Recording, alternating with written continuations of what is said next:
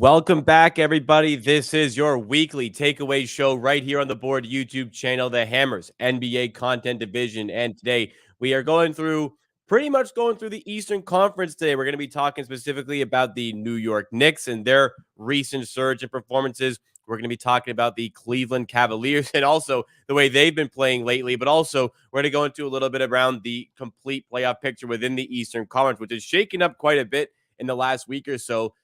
Very tight from 5-2. Philadelphia is sitting right now at 5th in the Eastern Conference, which is pretty crazy considering the way they started the season. But as I mentioned, a whole bunch of stuff to get into today. So please make sure you hit the like button to support the content and subscribe to keep up to date with everything that we have coming at you right here on the Board YouTube channel. And we'll end off the show with any betting that we have as well. So let's get into our first topic. Actually, before we do that, Kirk, how you doing today? How's everything going? Doing well. Right before we hopped on, LeBron and AD out. Interesting to see. Not the most shocking thing I've ever seen, but was listening to AD at shoot around today. It sounded like he was planning to go. So I wonder if there's something weird going on at all. I think there's been a lot of like tweets, weirdness surrounding the Lakers right now. So feels like something interesting going on. Yeah, there was the cryptic hourglass emoji tweet from LeBron. You know he loves his emojis, so he knows his emojis well. And one thing to note about the hourglass, it wasn't the hourglass like on its way down. It was the hourglass finished counting. So he really knows.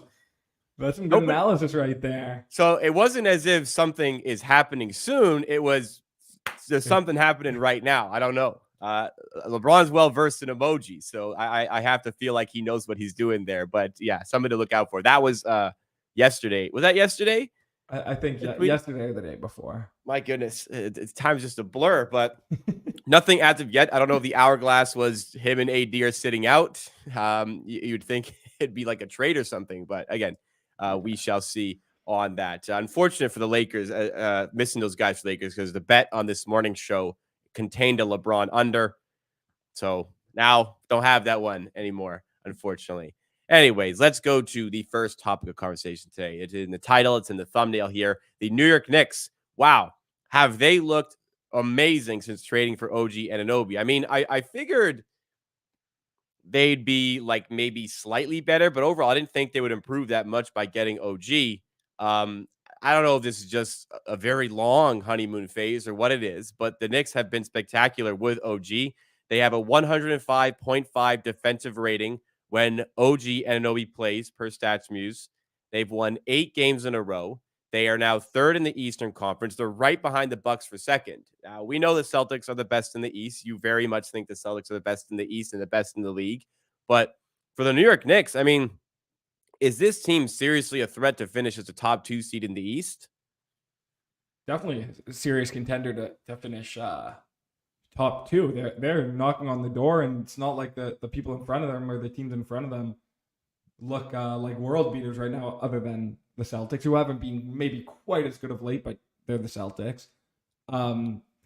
The Knicks have been pretty unbelievable, and the crazy thing is, it hasn't really felt like anyone. It doesn't really matter who's in the lineup for them. Like, I don't think it's the most shocking thing that Randall went out and they kept winning, but Randall went out. OG's been out the last couple of games. Hardenstein's been hurt. Mitch Robb is out, and they just keep going. So definitely contender to get to that second spot. I don't know if I would say they're the most likely, but you can see in that graphic they're 1 game back, and them and Cleveland have been probably the 2 best teams in the East this month. So yeah, it wouldn't surprise me at all if they finish up in that 2 spot, especially considering they take the regular season more seriously than any other team in the league. They played Utah 2 days ago. They were up 20 points midway through the 3rd quarter, and Brunson played 45 minutes on a back-to-back. Maybe not 45. It was maybe 38, 39, something ridiculous. So wouldn't surprise me at all.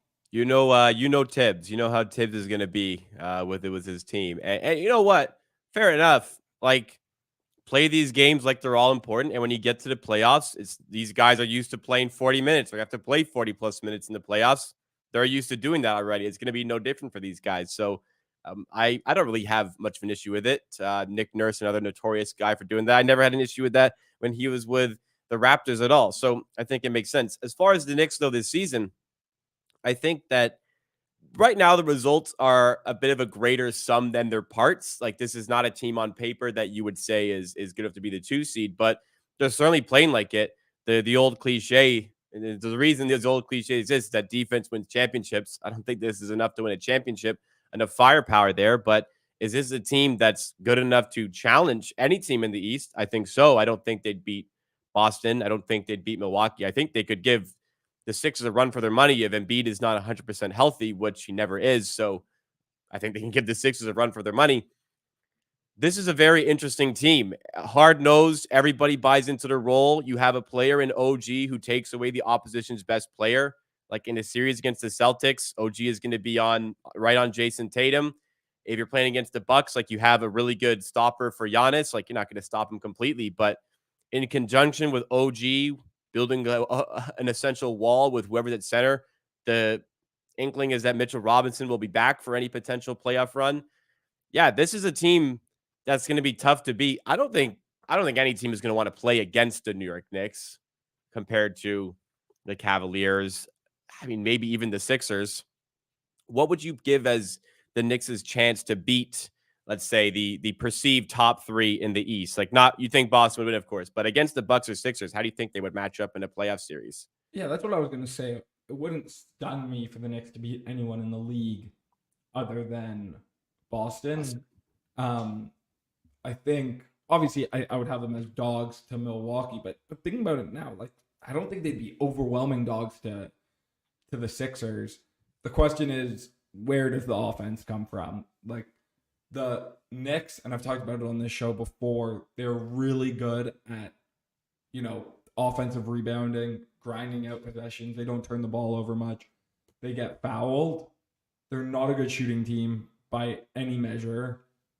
And I think kind of all those things they do can be game planned more than, you can game plan for Dame and Giannis, or you can game plan for Joel. I think it's going to be an absolute stone fight no matter who they play. There are a lot of defensive teams in the East right now. Like if it was a Cavs Knicks matchup again, like we saw what happened last year. The totals were like under 200 in pretty much every game in that series. The pace is going to be ridiculously slow.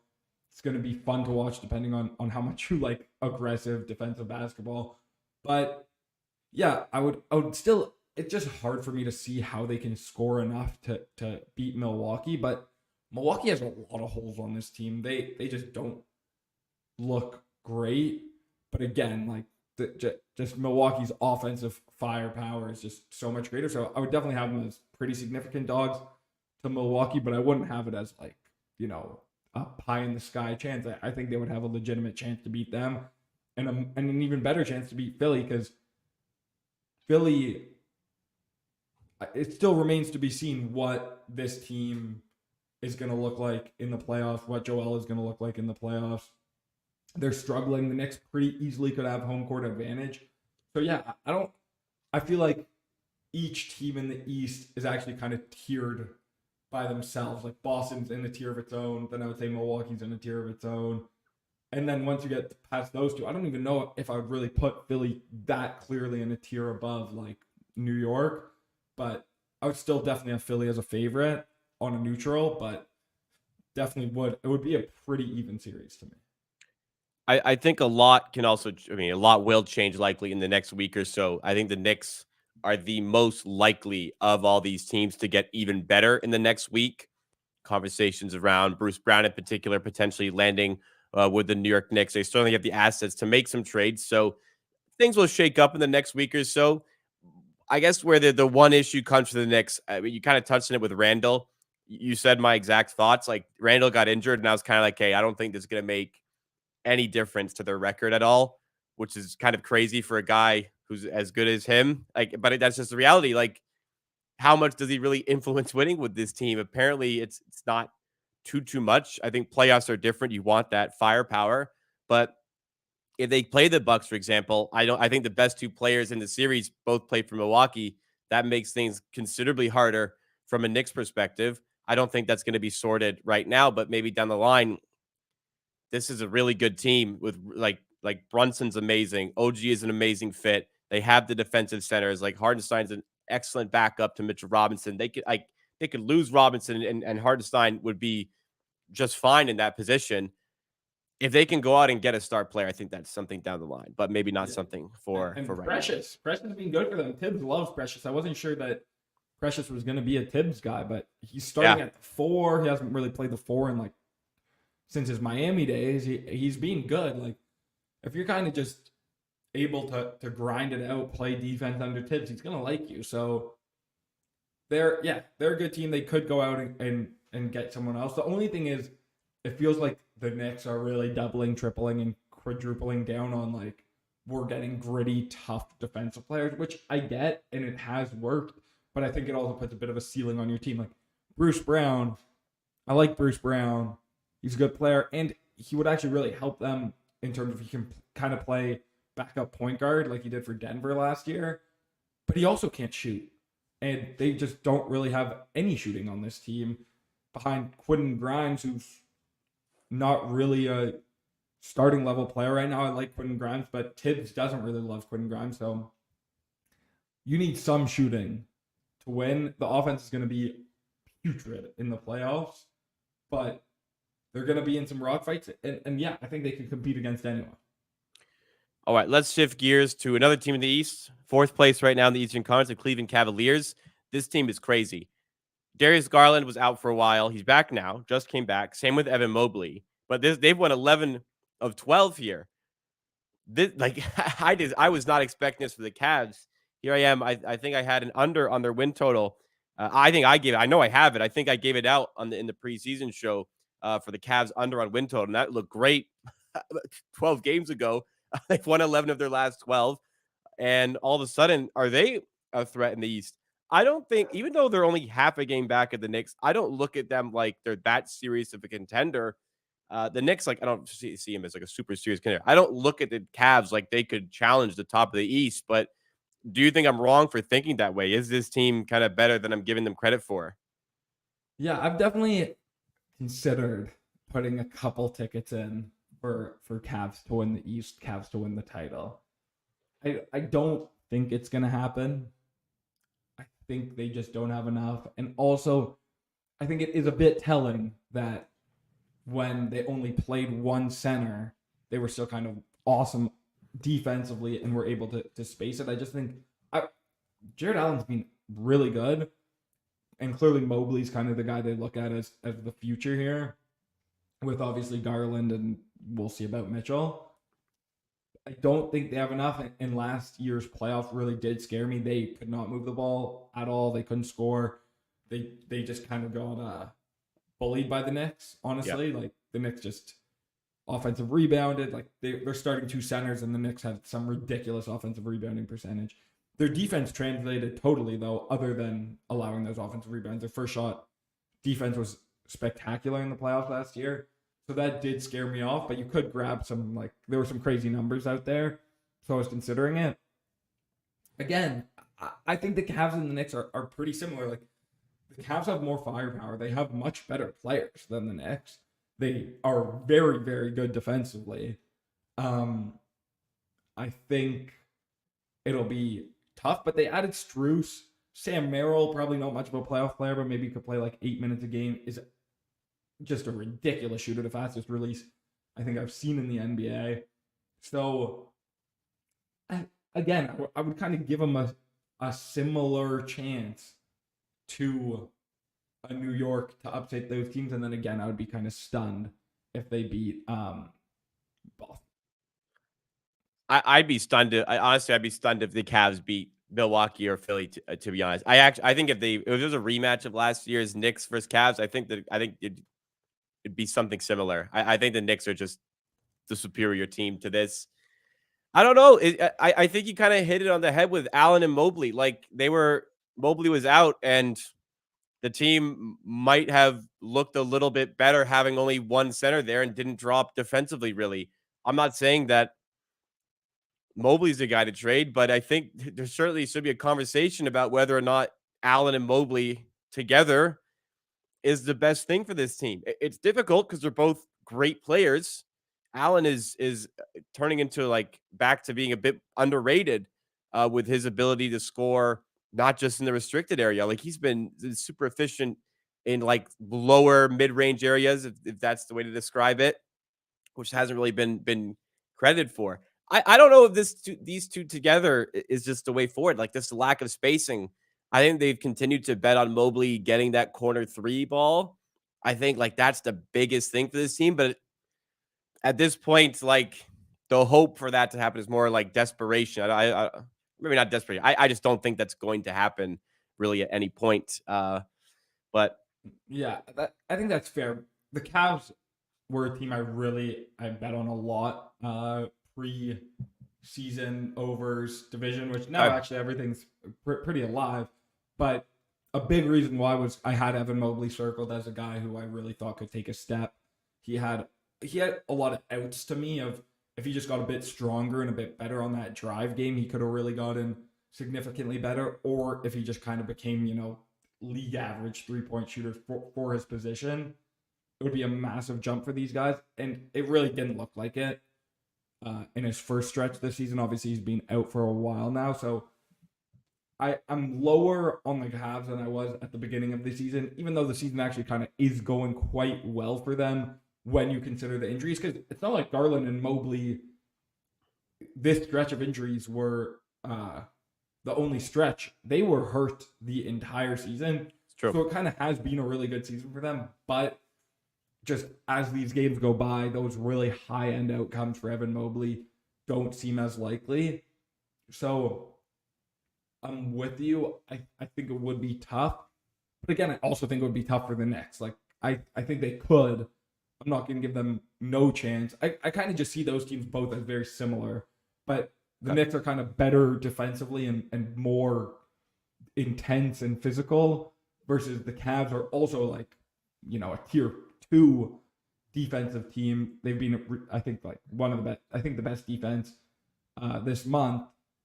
But, they do have Garland and they have Mitchell. So they have, to me, much more offensive firepower. Like Mitchell's an even better offensive player than Brunson. And then they don't really have anyone you would compare to Garland. So the Knicks offense really comes from more systemic way they play and crash the glass. But I look at that as something that's kind of also going to drop off in the playoffs. But also, I look at last year's series and think maybe they learned a lot from that. You can play Mobley and Allen. Maybe you close them together, but you don't have to. You can play them together only like 18 minutes a game. They got a lot of shooting in. They got Niang. They have Strus. So I think they have the opportunity to play, only one of those guys for a good chunk of the game and try staggering them as much as possible. All right. I want to shift focus here to like a full scope of the Eastern Conference playoff picture. Obviously, the Cavs and Knicks firmly involved in this. We'll pull up the graphic here once again. But kind of weird. The Sixers, they're only 2 games back of second, but they have kind of fallen a little bit, kind of dramatically here, considering at the start of the season, they were kind of right up at the top with the Boston Celtics. I guess a bit of this is the Joel Embiid health concerns. The health concerns kind of creeping in are very much helping the Nikola Jokic MVP case, which we have as a future for this show, which is looking, it looked not so good after the 70-point game. And then he missed the game against the Nuggets, which made it look a whole lot better. But regardless, the Sixers, yeah, after such a tremendous start, I mean, I'm not trying to downplay a 29-17 record here. Are there any doubts kind of settling in for the Sixers for you at this point? Well, like you said, when are we going to see Joel play another NBA game? I would, if I had to guess, probably post All-Star break. I think we'll probably get an announcement today. So it's tough. I haven't really changed my evaluation on this team just because they've been so shallow. Maxi's also missed the last 4 games in kind of a mysterious ankle injury that there hasn't been much reporting on. I think I'll be back tonight though. So it's kind of, things are getting pretty dire there, but not even just because of team quality. I think they're kind of the same team that they've been all season. But finishing fifth, if you finish fifth in the East, you're in a lot of trouble. You get a road series in round one, which will be a very losable series for Philly. If it's, just like we talked about, Cleveland or New York, that's going to be a tough series. And then you play Boston on the road in round two.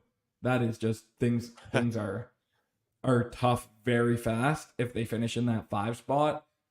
And if Joel's out a while, this is a pretty shallow team up top. Like, Joel carries around, the most amount of that. Like, he's an MVP. It makes sense. He's a very deserved MVP. If you just look at a line movement, when Joel gets ruled out, him, Nikola are the 2 guys who move the line the most because they're the most valuable to their team. It makes sense they win the MVP trophies. So, if he's out for 8-10 games, they're probably going to lose a lot of ground on this race. It's not like any of the Cavs, Knicks, Milwaukee, or Boston are really faltering. Obviously, Boston's already pretty much out of the picture totally. So, yeah, it's tough because the season was so promising, and now, they're like 50-50, maybe a little bit better to have a road playoff series in round one. So, yeah, they're in a tough spot. We'll see if they make a move here at the deadline, maybe try treading above water, for the time Joel's out. We'll see. Maybe Joel's injury is not quite as bad. He was lifted out. They're saying they're reevaluating him. But typically, if a guy can't move around the court and then re-injures that knee, he's probably gone for a while.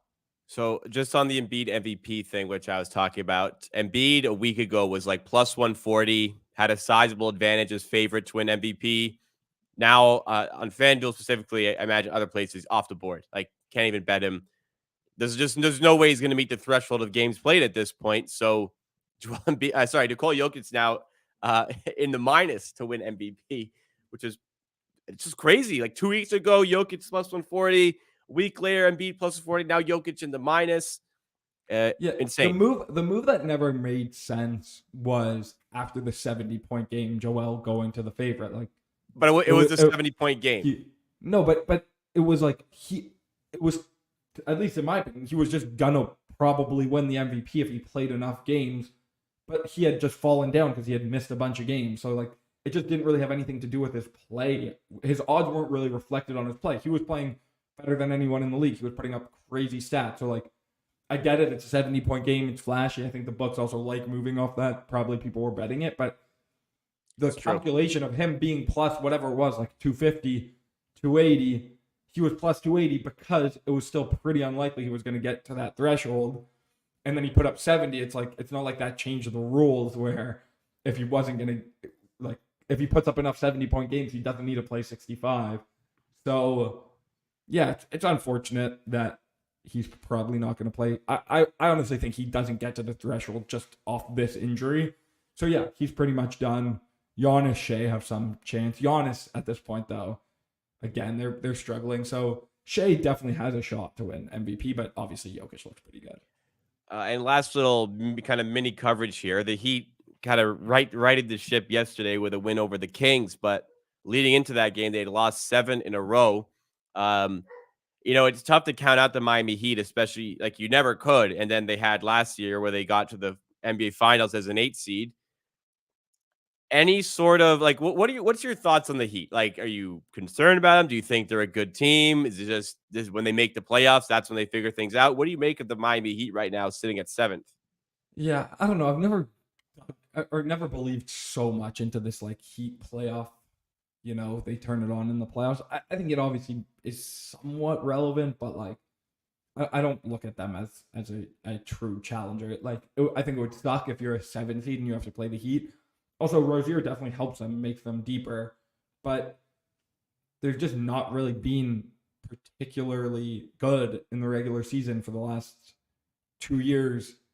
And they did look, they were in the NBA Finals. They hit a pretty crazy shooting luck, month and a half to get there, but I don't think you can take that all away. But like, Jimmy's really not been quite as good this year. He's a bit injured. Well, post All-Star break, Jimmy has been different for a long time now. It's true. Yeah, and I think Jimmy is much better in the playoffs. Like, I think that definitely is true. But I think you can only do that so many times, and the East is good up top. Like, I think Boston's better than ever. Milwaukee now has Dame, so I don't think we're going down that road again. I don't really, when I think about teams I'm thinking about in the East, I don't really factor them in. They're going to be in the play-in, more than likely going to be in the play-in. So I don't really think we're going to see it again, but I think they're a tough 7 seed. There's no doubt about that. I'd probably rather play Indiana, even though Indiana's been pretty good. I'd rather play Indiana in the first round than Miami, but I don't think they're going to the finals. I hope they don't, honestly. I really feel like there is a monster jump or gulf in class, we'll call it, from 7 to 8. Like assuming if the season ended today, Miami were the 7th seed. My goodness, the jump from playing Miami to playing like Orlando, Chicago, Atlanta, maybe Brooklyn is sizable. There is a ton of value in being the 1 seed, obviously, but even more so with this kind of way of looking at it. I think as the season goes on, I can probably, like, my guess would be Miami move up a spot. I think they'll finish ahead of the Pacers. My guess would be the Sixers also stay top 4, and I think the Cavs move down. But I mean, this could fluctuate so much. Like the Cavs could move up. Indiana is only Not three surprise me. and a half games back there too. Like, yeah, it's pretty condensed for sure. Yeah, there's a lot of ways this could go down without me being ultimately surprised. The East playoff picture. I mean, we keep talking about how parity keeps on improving. The NBA disco has been parity keeps improving, and I think this kind of showcases that there are, it's not as fair of an argument in the East because like Boston are the true powerhouse. Other than Boston, a lot of teams I could picture coming out of the East, more like the West. Like, my goodness, could you comfortably say you could picture like 5 or 6 teams coming out? Like, definitely at least 4 right now. For sure. Parity For sure. is definitely here in the NBA. It's making yeah. some exciting basketball. Yeah, no, there's no doubt that NBA is a different animal than it was even like 5 years ago. It's teams can win if you're, the 8th best team in the league. There's just no doubt about it. Absolutely. All right. Well, that should do it for any of the talking points for today. As always, please get your questions in the chat if you have any, and we'll kind of shift over into betting here. So, a bit of a rebound last week's show. You had the Mike Conley under assist, which was nice and comfortable as the winner. The other bets from the show were the Boston Celtics NBA Finals winner. We have to wait a while for that. You also gave an Eastern Conference team to win the championship, and the Raptors team total over at 29.5. That was on the last week. I'd say, nothing much for the Celtics one. The Conley was easy. The Raptors one hasn't necessarily gone off to the brightest of starts. Do you expect that to turn around at any point? Well, RJ Quickly and Pirtle all out, so we've been pretty bad. But I think at least Quickly and Pirtle back tomorrow. So get back to being like a pretty competitive team. We'll have more of an idea then. We're really bad when those guys are out, especially like Pirtle. We're just our center depth. Like, we can get away with Thad Young, Chris Boucher, but then when it becomes like Jonte Porter starting, it becomes a pretty big issue. Agreed. Anything for today specifically that you have to give out? Any from games, any futures or anything? It might be difficult with the Lakers without AD and LeBron now. I haven't really gone much through props, but I'll give out, rarely will I do this, but I am going to give out a side today. Okay. I'm going to go, after we talked about him a lot, I'm going to actually go against him. I'm going Pacers +3. Also, if you want to go like best money line on the board, looks like there's like some Penn is like pretty clearly the best line here. Yeah. So I'm gonna go Pacers Pacers. I think I might have said -3. Pacers +3. Good to -110. A lot of the board is 2.5, but I don't know how many absolute whales we have in the chat, but Penn +3, 1.95 is very good line to me. Okay, so going with the Pacers here against the Knicks team we just gassed up for a while here. Any reasoning behind the handicap Pacers at MSG? Yeah, Halliburton's questionable. pretty confident he's going to go. He said he was going to play. Just being a gnarly stretch for the Knicks. OG's questionable. I think it's a true questionable. Grimes is questionable. I think he's probably out. Randall's obviously still out. Hardenstein's still on a minutes limit. It's just a lot of, 40-minute games consecutively. This is 3 and 4 for them. It's just, I think the Pacers are a very solid team with Pascal. And I just think the compounding rest factors aren't quite in the line to the point where I played 3.5, 3. The fact that most of the board's 2.5 also makes me feel pretty good about it. I just think it's a bit tough of a spot here, and I'm pretty confident at least the Pacers injury news will go our way, and then it'll be really good if the 50-50s go our way for the Knicks. Like if OG's out, Pacers could close favorites. I'm pretty confident Grimes will be out, and just if both of them are out, they're just such a shallow team at this point.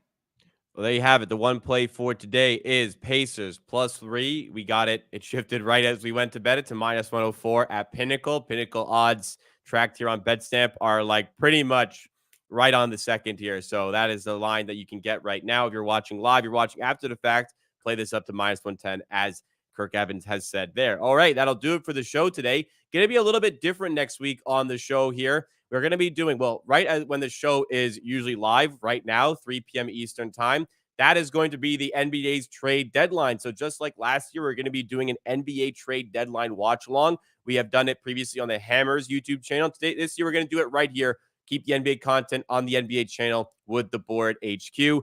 I'll be hosting. I'll be live. Should be from 2 to 4 p.m. Eastern time. Evan to my side here is unfortunately going to be away for that one, but we'll have Pips involved with that one. We're also looking to get in some other creators who don't typically feature on the Board YouTube channel to make some surprise appearances. So very much keep your eyes open for that. You can subscribe to the channel, keep up to date with all that content. But if you enjoyed this one today, please make sure you do hit that like button. I'll be back tomorrow with the Pick and Roll live stream. That's live every weekday morning. Next week, again, a little bit different for Thursday, but still some great content on the way. We hope you guys have a great rest of your week and a great weekend. I'll see you tomorrow, but thanks so much for watching.